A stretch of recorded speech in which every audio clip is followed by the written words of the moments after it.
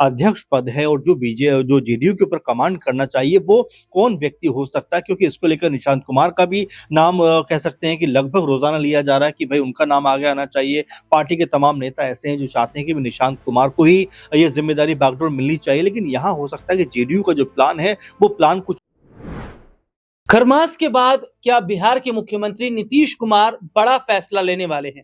अभी तक चर्चा जहां निशांत कुमार को लेकर चल रही थी, लेकिन अब चर्चा एक ऐसे नाम की चल रही है जिनका सीधा जुड़ाव महाराष्ट्र से है। तो आखिरकार क्यों इतना बड़ा फैसला अब लिया जाना है और क्या निशांत कुमार को अभी और इंतजार करना पड़ेगा?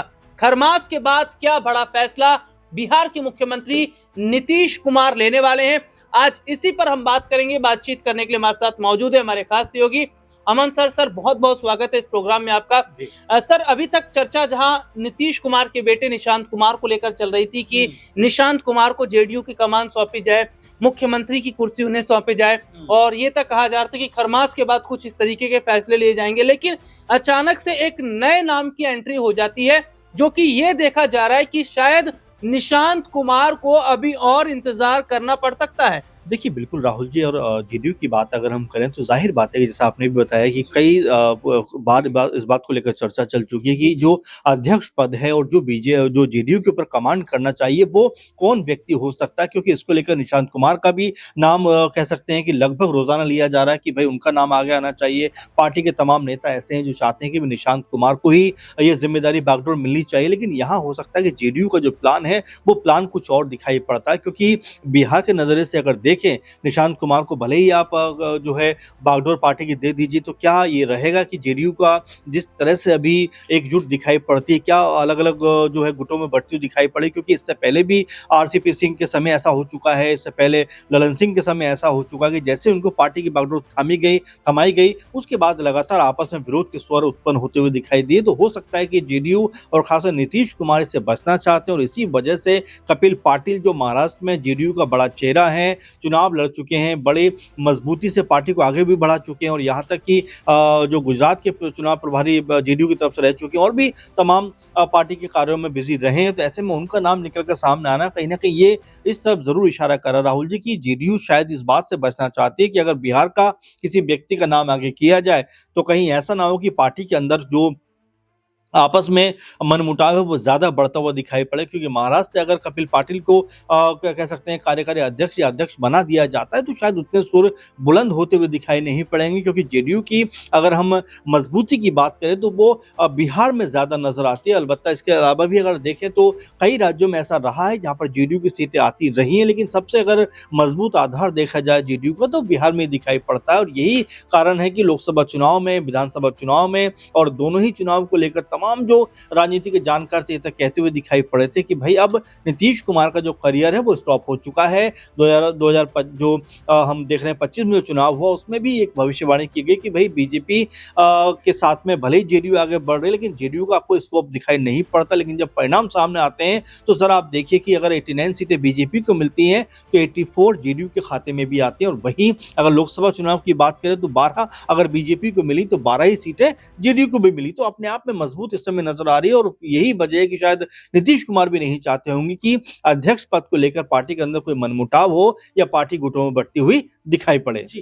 तो यहाँ पर ये देखा जा रहा है कि बहुत सोच समझकर ये फैसला जो कि लिया जाना है, और जो चर्चा कपिल पाटिल की चल रही है। सर क्या वजह है कि आखिरकार कपिल पाटिल का जो नाम है यहाँ पर सभी नामों को छोड़कर लिया गया है? क्योंकि अभी तक हम देख रहे हैं बहुत सारे बड़े बड़े बदलाव किए गए हैं, जहां बीजेपी का अगर अध्यक्ष पद को लेकर बात करें तो नए कार्यकारी अध्यक्ष के रूप में नितिन नवीन को बड़ी जगह दी जाती है। उसके अलावा अब यहाँ पर देखा जा रहा है कि उत्तर प्रदेश में भी बड़े चेहरों को जिम्मेदारी दी गई है। तो अब ये जो बड़ा बदलाव हो रहा है, इस बदलाव को सर कैसे देखते हैं? देखिए जाहिर बात है कि अगर बिहार के हम एंगल से देखें या यूपी की नज़र से देखें तो नजर आता है कि भाई खरमास के बाद जो चर्चा है कि भाई यहाँ पर मंत्रिमंडल का विस्तार हो सकता है। कई जगह खबर इस तरह की भी आ रही है कि हो सकता है उत्तर प्रदेश में जैसे 2 अभी उप मुख्यमंत्री एक और का नाम उसमें जुड़ता हुआ दिखाई पड़े, तो तमाम तरह की संभावनाएं फिलहाल चलती हुई दिखाई पड़ती है। लेकिन अगर जेडीयू पे वापस आए तो देखिए जेडीयू जैसा मैंने आपको बताया कि इससे मजबूत कह सकते हैं पार्टी बनकर उभरी। आप देखिए कि तमाम विरोध के बावजूद, तमाम तरह की बातों के बावजूद, नीतीश कुमार की उम्र को लेकर जिस तरह का तंज बीजेपी विपक्षी दलों ने कसा और तमाम तरह की बातें उनको लेकर कही, लेकिन जनता ने उनको जो है फिर भी इतना जबरदस्त जो है मतदान किया, इतना जबरदस्त उनको सीटें दी। से पता चलता है कि भले ही विरोधी खेमे में उनको लेकर कोई बहुत अच्छी इमेज नहीं रही, लेकिन उसके बावजूद भी नीतीश कुमार ने इतनी बड़ी लेवल पर सीटें हासिल की हैं, तो वो इसी बात को लेकर शायद ज्यादा चिंतित होंगे कि पार्टी अगर इतनी मजबूत इस समय दिखाई पड़ रही है तो कहीं कोई भी एक कदम ऐसा ना हो जिसकी वजह से पार्टी के अंदर कोई टूट पड़ती हुई दिखाई पड़े। क्योंकि राहुल जी, आप देखिए, निशांत कुमार का नाम न सिर्फ अध्यक्ष पद के लिए चल रहा था, बल्कि मुख्यमंत्री के लिए भी उनका नाम लगातार चल रहा था कि भाई उनके जो कह सकते हैं कि नाम पे मोहर लगेगी, और अगर पार्टी के सबसे बड़े नेता बनते तब भी कहीं ना कहीं हो सकता है मुख्यमंत्री की कमान उनके हाथ में चले जाए। और साथ में एक एंगल ये भी निकल के सामने आ रहा था कि अगर वो मंत्रिमंडल में भी शामिल हो जाते हैं तो आज नहीं तो कल उनको मुख्यमंत्री बनने का मौका मिल जाएगा। तो ऐसे में नीतीश कुमार शायद ये नहीं चाहते कि अपने बेटे के जरिए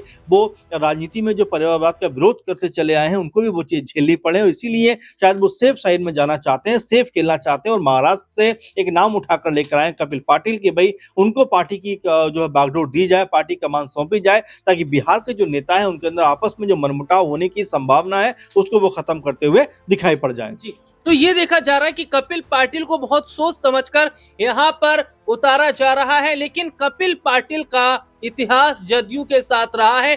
क्या इतिहास रहा है और कैसे एक लंबे समय तक उन्होंने जेडीयू के साथ काम किया है, एक रिपोर्ट अपने दर्शकों को यहाँ पे दिखाते हैं। ये रिपोर्ट आप देखिए। नीतीश कुमार के बेटे निशांत कुमार को लग सकता है बड़ा झटका। नीतीश कुमार के फैसले से निशांत हुए नाराज। क्या निशांत कुमार पर भरोसा नहीं कर पा रहे नीतीश? जनता दल यूनाइटेड के सांगठनिक ढांचा को नए रूप की शुरुआत के साथ ही राजनीतिक गलियारों में यह चर्चा शुरू हो गई है कि पार्टी का अगला राष्ट्रीय अध्यक्ष कौन होगा। वैसे भी जदयू में 2025 से 28 तक के लिए सदस्यता अभियान की शुरुआत हो चुकी है। इस सदस्यता अभियान के दरमियान चल रही चर्चा में राष्ट्रीय अध्यक्ष और प्रदेश अध्यक्ष के बदले जाने के तो संकेत हैं। साथ ही संगठन के अन्य पदों पर भी भर्ती फेर बदल होने के संकेत मिलने लगे हैं। महाराष्ट्र के कपिल पाटिल की चर्चा जदयू के नए कार्यकारी राष्ट्रीय अध्यक्ष के रूप में चल रही है। कपिल पाटिल का बड़ा जो लगाव है वो जेडीयू के साथ रहा है। इस चर्चा को इसलिए ज्यादा बल मिल रहा है क्योंकि कुछ दिन पहले मुख्यमंत्री नीतीश कुमार से उनकी मुलाकात हुई है। कपिल पाटिल लंबे समय तक जनता दल यूनाइटेड के राष्ट्रीय महासचिव रहे हैं। वे पार्टी के राष्ट्रीय महासचिव और गुजरात और गोवा के प्रभारी के रूप में भी कार्य कर चुके हैं। वे महाराष्ट्र विधान परिषद के सदस्य रहे हैं। उन्होंने मुंबई शिक्षक निर्वाचन क्षेत्र का प्रतिनिधित्व किया और वे लगातार 3 बार यानी 2006, 12 और 2018 के चुनाव में उन्होंने जीत दर्ज की थी। राजनीतिक गलियारों में यह चर्चा है कि मुख्यमंत्री नीतीश कुमार कपिल पाटिल को कार्यकारी राष्ट्रीय अध्यक्ष बनाकर एक साथ कई दिक्कतें हल कर लेना चाहते हैं। एक तो ये महाराष्ट्र से हैं, इसलिए इनके विरुद्ध जदयू के बिहार के नेताओं में कोई गोलाबंदी नहीं होगी। इसके पहले आरसीपी सिंह और राजीव रंजन उर्फ लल्लन सिंह को लेकर पार्टी के अंदर गोलाबंदी हो गई थी।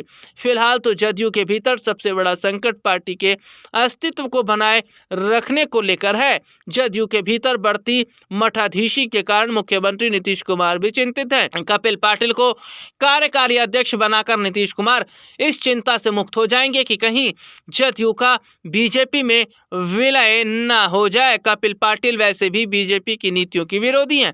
इस वजह से ही साल 2024 में जब नीतीश कुमार ने महागठबंधन छोड़ एनडीए के साथ सरकार बनाई तो उन्होंने जदयू की सदस्यता से इस्तीफा दे दिया था। ऐसे में मुख्यमंत्री नीतीश कुमार के लिए इस खास समय में एंटी बीजेपी चेहरा ही चाहिए। राजनीतिक गलियारों में जदयू के कार्यकारी राष्ट्रीय अध्यक्ष के रूप में मुख्यमंत्री नीतीश कुमार के पुत्र निशांत कुमार की भी चर्चा है। इन दिनों सामाजिक कार्यों में बढ़ती भागीदारी और सरकार के कार्यों के उल्लेख करते रहने से यह माना जा रहा है कि राजनीति में इनकी एंट्री होगी, और वह भी सांगठनिक ढांचे के तहत। इसलिए निशांत को कार्यकारी अध्यक्ष बनाकर नीतीश कुमार अपने संरक्षण में समाज और राजनीति का पाठ पढ़ाएंगे। हालांकि माना यह जा रहा है कि फिलहाल अभी निशांत कुमार को बड़ी जिम्मेदारी नहीं दी जा सकती। तो ये रिपोर्ट आपने देखी जिसमें विस्तार से हमने अपने दर्शकों को दिखाया। सर के पास चलते हैं। सर, क्या अभी ऐसा लग रहा है कि नीतीश कुमार को कि शायद निशांत कुमार को जो राजनीति है उसे समझने में वक्त लगेगा, क्योंकि अभी उनकी उतनी पूरी तरीके से एंट्री भी नहीं हुई है, और राजनीति से कोसों दूर निशांत कुमार का जो अगर कहा जाए तो हमेशा से उनका जो स्थिति है वो काफी समय से राजनीति से दूर रहे हैं, राजनीति में वो आते नहीं है। तो क्या माना जाए कि फिलहाल वो खुद राजनीति में नहीं आते, या कुछ और सोचकर फैसला लिया गया है? देखिए, बिल्कुल राहुल जी, अगर हम निशांत की बात करें तो बिल्कुल हर कोई एक बात भी कहता है कि भाई निशांत को लेकर अगर आप बड़ी जिम्मेदारी उनको देना चाहते हो, या पार्टी में मुख्य चेहरा उनको बनाना चाहते हो, या मुख्यमंत्री की जो बागडोर है वो उनके हाथों में देना चाहते हो, तो कम से कम उनको एक अनुभव के तौर पर तो सही कि पार्टी के काम को देखना चाहिए, मंत्रिमंडल में शामिल होना चाहिए, कहीं पे चुनाव लड़ना चाहिए, तब तो आप अपने काम को दिखा सकते हैं कि भाई मेरे अंदर ये एबिलिटी है, और लोगों को भी भरोसा कहीं ना कहीं होता हुआ दिखाई पड़ेगा कि भाई निशांत कुमार जो है वो काम कर रहे हैं। अब ऐसे में निशांत कुमार को तुरंत लाकर आप पार्टी की बागडोर थमा दोगे या मुख्यमंत्री पद पर बैठा दोगे, तो कहीं ना कहीं पार्टी के अंदर इसके विरोध होता हुआ दिखाई पड़ेगा। ठीक है, उपेंद्र कुशवाहा की पार्टी की तरह, जहां पर 3 जो उनके विधायक हैं इस बात को लेकर गुस्सा है कि आखिर उपेंद्र कुशवाहा के बेटे को मंत्री क्यों बनाया गया। तो ये तमाम बातें हो जाती है जहां पर आप इससे बचना चाहते हो, और यही वजह है कि नीतीश कुमार निशांत को लेकर अभी कोई चर्चा नहीं कर रहे हैं, और बल्कि जब अध्यक्ष बनाने की बारी आ भी रही है तो वो एक सेफ साइड में जाते हुए महाराष्ट्र के चेहरे को चुनते हैं, जिसको लेकर अभी तक कोई चर्चा नहीं थी। लेकिन अगर कपिल पाटिल का नाम सामने आया तो उसकी वजह यही बनती है ताकि बिहार के अंदर जेडीयू को मजबूत बनाए रखें। जी, बहुत बहुत शुक्रिया सर आपका। और यहाँ पर ये देखा जा रहा है कि कपिल पाटिल का जो नाम सामने आया है, क्या आखिरी और अंतिम मोहर कपिल पाटिल पर लगेगी, और क्या यही फैसला जो है वो जेडीयू का अंतिम रहेगा? और अगर निशांत कुमार की बात करें तो क्या आने वाले वक्त में उन्हें और इंतजार करना पड़ेगा? फिलहाल इस प्रोग्राम में इतना ही। इस मुद्दे पर आपकी क्या राय, कमेंट करके जरूर बताइएगा। मुझे और सर को इजाजत दीजिए। नमस्कार।